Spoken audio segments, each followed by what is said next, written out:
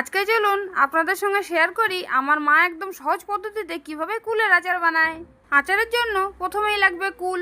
কুলটা কিন্তু আমাদের গাছের নয়, আমার ঠাকুমা ওর গাছ থেকে কুড়িয়ে এনে বাড়িতে জমা করে রেখেছিল, সেটাই মা রোদে শুকিয়ে রেখেছে। মা কড়াইয়ে জল বসিয়ে দিয়েছে, আর মা কুলের আচারটা গুড় দিয়ে বানাবে, তাই গুড় তো আমাদের লাগবেই।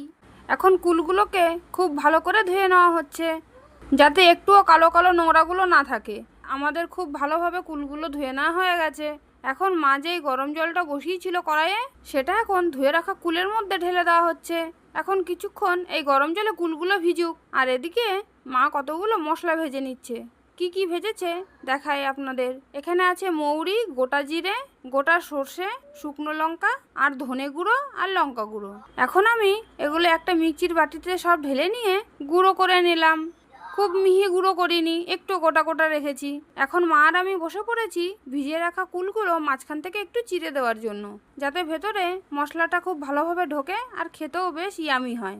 মা এদিকে কড়াইয়ে জল বসিয়ে দিয়েছে, তাতে দিয়ে দিয়েছে প্রায় 1 কিলো মতন গুড়। গুড়টা জলের সঙ্গে মিশে গেলেই মা চিড়ে রাখা সেই কুলগুলো দিয়ে দিচ্ছে সব। এখন দিয়ে দিল স্বাদ মতো লবণ আর পরিমাণ মতো হলুদ। এবার খুব ভালোভাবে মিশিয়ে নিয়ে কিছুক্ষণ ফুটিয়ে নেবে আর শুকিয়ে যাওয়ার অপেক্ষা করবে। আমাদের কিন্তু শুকাতে বেশিক্ষণ সময় লাগেনি, কারণ মা কাঠের জালে বানাচ্ছে। এরকম শুকিয়ে মাখা মাখা হয়ে গেলেই যে মশলাটা আমি গুঁড়ো করেছিলাম সেটাই মা সবটাই দিয়ে দিচ্ছে। এখন কুলের সঙ্গে সব মশলাটা বেশ ভালোভাবে মিশিয়ে নেওয়া হচ্ছে।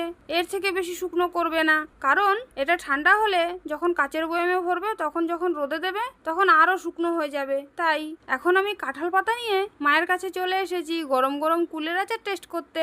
মা যখন থেকে আচার বানাচ্ছে গোটা ঘর তো গন্ধে ম ম করছে, আর আমার জিভে জল আসছে, কখন খাবো। চলুন আপনাদেরও খেয়ে বলি কেমন বানিয়েছে মা। মা প্রত্যেক বছরই এরকম করে কুলের আচার বানায়, তাই নতুন করে আর বললাম না। খুব সুন্দর হয়েছে খেতে।